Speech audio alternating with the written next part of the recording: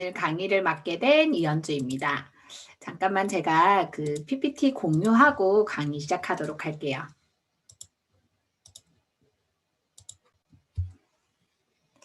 네, 멋있죠, PPT. 제가 특별히 오늘 강의를 위해서 준비했습니다. 오늘 개인의 시대가 온다라는 주제로 제가 얘기를 한번 나눠보려고 하는데요. 참 세상이 빨리 변해가는 것 같아요. 저는 그동안 직장 생활, 자영업, 프리랜서 등의 일을 해왔는데요. 제가 그 경제 생활을 한 지가 벌써 20년이 됐더라고요. 근데 20년 전만 해도 제가 졸업해서 직장을 가고 그러면 그 직장에서 평생 퇴직할 때까지 내가 그만두지 않으면 일을 할 수 있는 그런 분위기였어요. 그래서 제가 학생일 때 그 아르바이트라는 단어 요즘엔 진짜 많은데 그때만 해도 아이들이 그냥 자기 용돈 버는 정도? 이제 필수라기보다는 돈이 좀 필요한 친구들이 하는 일이었고 제가 직장 다니면서 주변에 아르바이트하는 친구들을 봤었는데 한 반 정도였던 것 같아요. 근데 학비 마련과 용돈? 근데 요즘 친구들은 보면 대부분 다 아르바이트를 해요. 근데 그리고 왜 하냐고 물어보면 그 이유가 대부분 용돈이나 학비가 필요하기 때문에 반드시 해야 된다고 그렇게 얘기를 하더라고요. 그리고 또 직장 생활을 저도 짧게는 했었지만 직장 생활을 하면서 다른 부업을 할 생각을 못 했던 것 같아요. 근데 요즘은 직장을 다니면서 뭐 휴일이나 저녁 시간을 이용해서 그 추가적으로 돈을 벌 수 있는 그런 부업들, 그리고 또 어떻게 보면 그런 부업들을 통해서 빠르게 은퇴를 준비하는 그 파이어족이라는 얘기처럼 참 제가 세상이 많이 달라져 가는구나라는 것들을 요즘 느끼게 돼요. 제가 얼마 전에 한 뉴스를 통해서 봤던 자료인데요. 2019년도 통계청에서 발표한 자료예요. 여기서 생애 주기 적자라는 그런 말이 나오는데 제가 처음 보는 말이었어요. 그리고 이 생애 주기 적자를 보면 보통 저희가 조금씩 사용하는 돈이 늘어서 한 16세 정도 고등학교 시절이 되면 최대 1년에 한 300만 원 정도 가까운 돈을 쓴다고 하는데 사실 이때는 부모님 돈으로 쓰는 돈이다 보니까 그 공짜로 사는 인생인 거죠.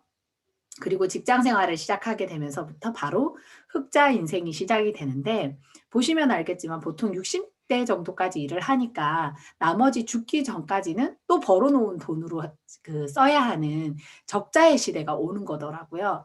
근데 저는 이 그래프를 보면서 가장 주목했던 건 보시면 알겠지만 수익의 변화는 있지만 소비의 변화는 크게 없어요. 그리고 제가 또 하나 본 건 뭐냐면 그 중간에 그 빨간 색깔 그 보시면 알겠지만 소비의 그 정도가 노동소득의 50%라고 해요. 그 말은 여러분들이 지금 벌고 있는 소득의 50% 정도는 어, 저금을 해야 된다는 얘기인 거예요. 근데 여러분들 지금 대부분이 강의 듣고 계시는 여러분들도 27세, 59세 사이실 거예요. 그죠? 근데 여러분들 벌고 있는 지금 돈의 50% 정도 저금하고 계신가요? 저는 못하고 있거든요. 음. 그래서 제가 생각해 보면 저 역시도 그랬던 것 같아요. 학교 다닐 때는 사실 직업이 꿈이었던 것 같아요. 그냥 막연하게 그냥 직장 졸업하고 취직하고 나니까 그냥 어떻게 살아야 될지 그때부터 고민이 시작됐던 것 같은데 그 고민은 사실 직장을 다니면서 내가 이 생활을 몇 년 더 해서 내가 과연 부자가 될 수 있을까라는 생각이 시작되었던 것 같아요.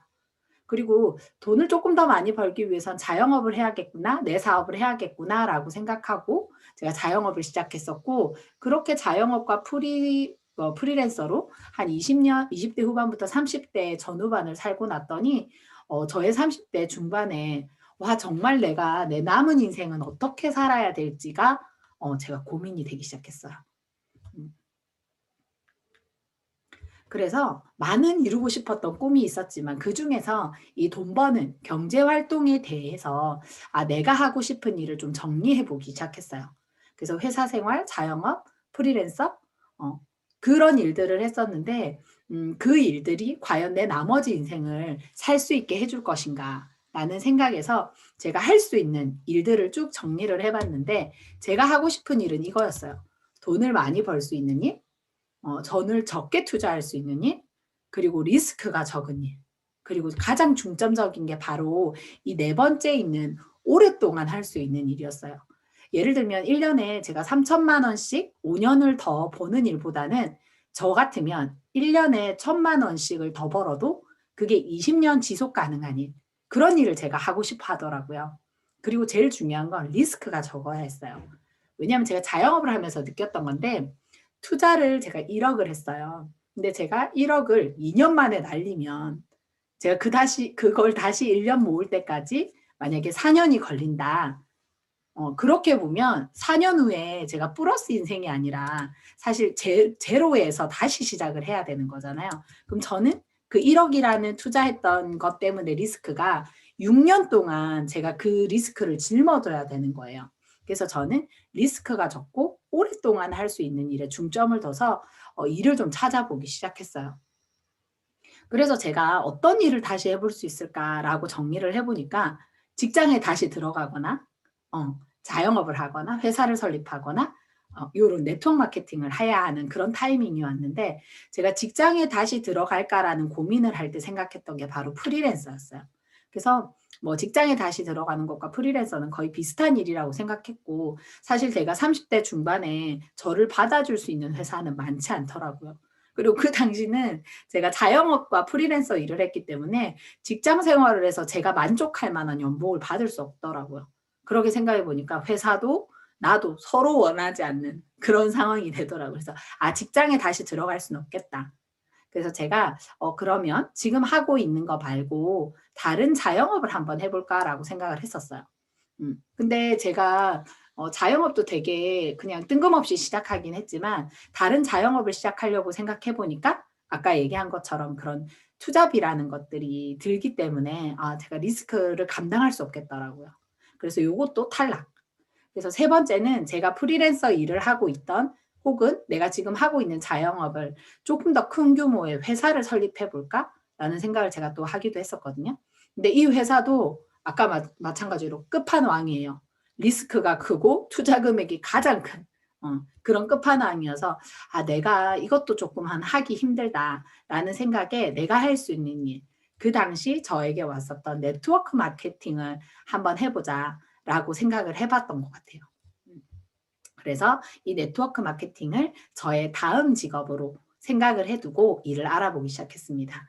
그래서 저의 40대 인생의 준비를 저는 30대 중반에 시작하게 됐었어요. 다음 인생을 준비하는 제 마음은 이런 생각이었던 것 같아요. 정말 이렇게는 살고 싶지 않다. 그냥 어차피 한 번 사는 인생 반년 백년 이제 살잖아요. 내가 살고 싶은 대로 그냥 살고 싶었어요. 근데 생각해보면 제가 늘 인생은 도전이었던 것 같아요. 제 직장을 그만두고 자영업을 시작하는 그 순간부터. 무슨 일을 하든 저에게는 해보지 않았던 새로운 일이었고, 그 일을 배우기 위해서 항상 시간을 쓰고 노력을 했었던 것 같아요. 그래서 저한테는 사실 또 다른 일을 하려고 할 때 크게 그게 도전같이 느껴지지는 않았어요. 근데 중요한 건 그렇다고 해도 제가 또 다른 일을 시작하려고 하니까 좀 두렵기는 했었던 것 같아요. 제가 나이가 벌써 30대 중반이 됐고, 그리고 지금 하고 있던 일과는 또 전혀 다른 일이고, 그리고 그동안 내가 평생을 이걸로 살아야겠다라고 생각하면서 쌓아왔던 커리어와는 진짜 별개의 일. 그래서 이번에는 그냥 무턱대고 시작하기보다는 조금 준비를 해야겠다는 생각을 하면서 제 다음의 인생 준비를 시작하게 됐습니다. 제가 어떻게 준비했는지를 조금 알려드릴게요. 그래서 무엇을 준비했었냐면, 첫 번째는 제가 새로운 일을 시작하면서 그 새로운 일에 대해서 알자. 일을 먼저 알아야 되겠다.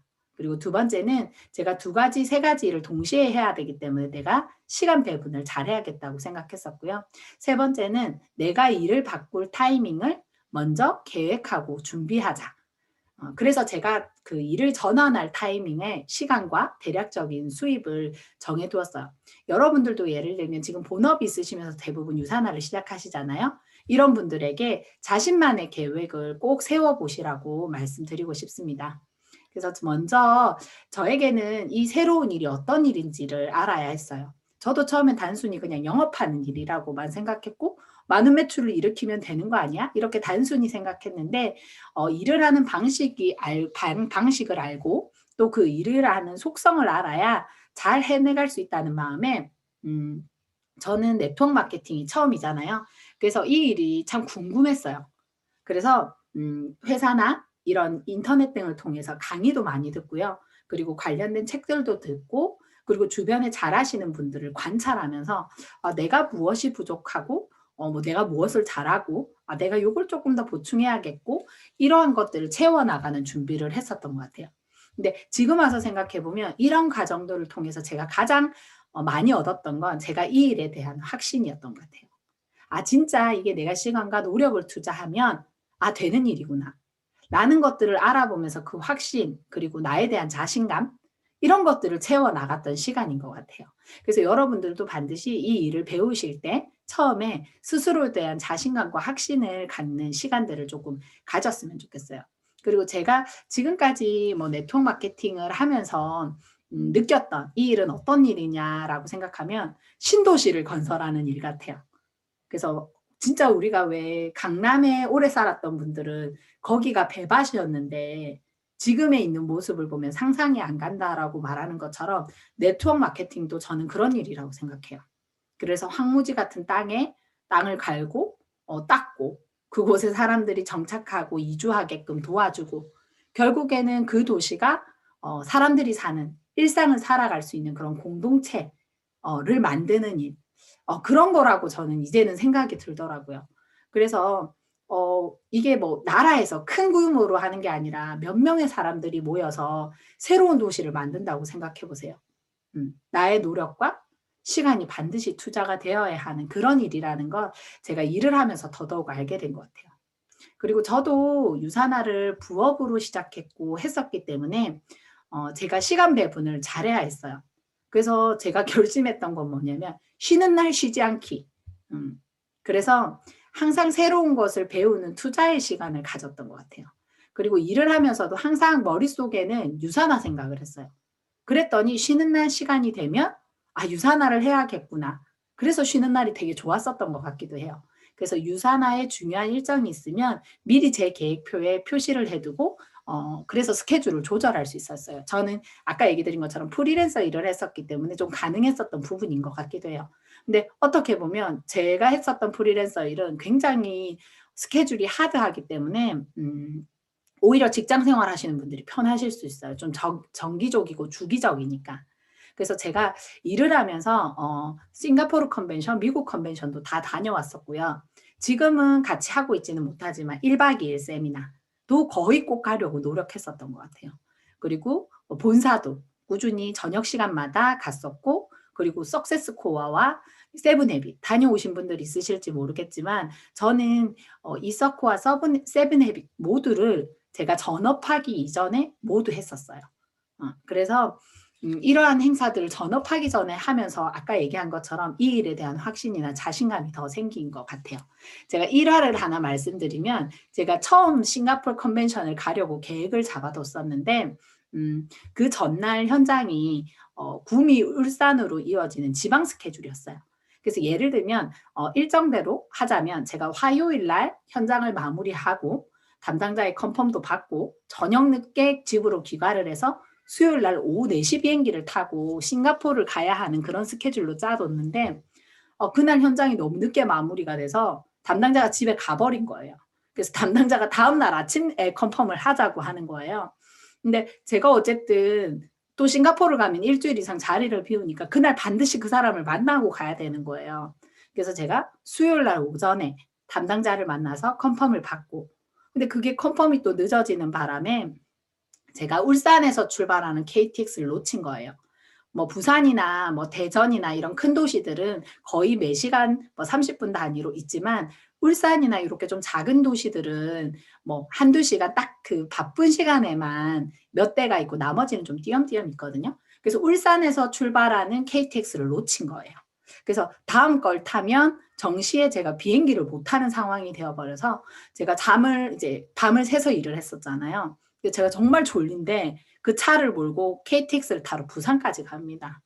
예. 그래서 제가 다행히 부산에서 KTX를 타고 제가 강명까지 오고 또 강명에서 저희 엄마가 저를 바로 픽업해서 집에 와서 제가 짐만 가지고 그러고 제가 공항에 가서 4시에 바로 출발을 정시했었어요. 근데 그렇게 스케줄을 조금 이렇게 타이트하게 움직이다 보니까 물론 컨벤션에 가서는 제가 그때 마이러멘츠 박사님의 강의를 누워서 컨벤션장 그 의자에 곱게 가로로 누워서 제가 강의를 들었던 기억이 나지만 어쨌든 그렇게 제가 두 가지의 일을 병행하면서 제가 이 일에 대한 확신을 갖고자 스케줄을 맞춰가면서 지금 얘기 드린 것처럼 다양한 유산화를 알 수 있는 장소에 제가 갔었던 것 같아요. 그래서 그 시간이 사실은 굉장히 저한테는 중요한 순간이었던 것 같아요. 그런 시간들을 통해서 사실은 제가 유산화로 전업할 타이밍을 더 빠르게 할 수 있었던 것 같아요. 그래도 제가 원래 계획했었던 그 시간보다는 6개월이나 더 늦게 제가 전업을 했거든요, 실제로. 근데 그리고 그런 시간들을 어쨌든 거쳐서 제가 유산화에 잘 안착된 것 같아서 되게 그 시간들이 소중한 것 같아요. 그래서 유산화라는 일을 좀 더 내 삶의 인생의 계획 속에서 이렇게 좀 넣어서 계획을 해 보신다면 그 원하는 결과들은 반드시 이루어내실 거라고 저는 생각합니다. 그래서 여러분들도 그런 전환의 타이밍들을 반드시 계획하고 그것들을 내 인생의 계획 안에 꼭 넣어 보시기를, 그런 얘기들을 드리고 싶어요. 그래서 친구들이 만나면 그런 얘기 되게 많이 하잖아요. 뭐 학창 시대로 돌아가고 싶다, 뭐 20대로 돌아가고 싶다, 결혼 전으로 돌아가고 싶다. 근데 저한테 언제로 돌아가고 싶냐고 물어보면 사실 저는 지금이 제일 좋은 것 같아요. 20대처럼 뭐 이렇게 불안하거나 혼돈스럽지도 않고요. 제가 30대처럼 스트레스가 많거나 막 일이 버겁고 막 사는 게 진짜 힘들고 막 그렇지 않거든요, 지금은. 그래도 뭐 이렇게 얘기하실 수 있을 것 같아요. 뭐 "마음대로 되는 게 있냐 세상. 계획대로 되는 게 있어?" 라고 대부분 얘기하시지만 저는 그랬던 것 같아요. 기본적으로 내가 정한 대로 인생이 사라지는 것 같아요. 저는 사실 제가 진짜 살고 싶은 대로 인생을 살고 있거든요. 근데 그 정한 게 없으면 진짜 인생이 마음대로 사라지는 것 같아요. 그래서 여러분들도 이런 개인의 시대가 온다라는 말이 미리 본인이 독립할 수 있는 그런 타이밍을 잡아야 된다라는 그런 의미로 조금 받아주시고 그것을 인생의 계획 안에서 여러분들이 준비하신다면 반드시 여러분들이 정한 대로 사는 인생을 사실 수 있게 될 겁니다. 네, 오늘 강의는 여기까지 마무리하겠습니다. 감사합니다.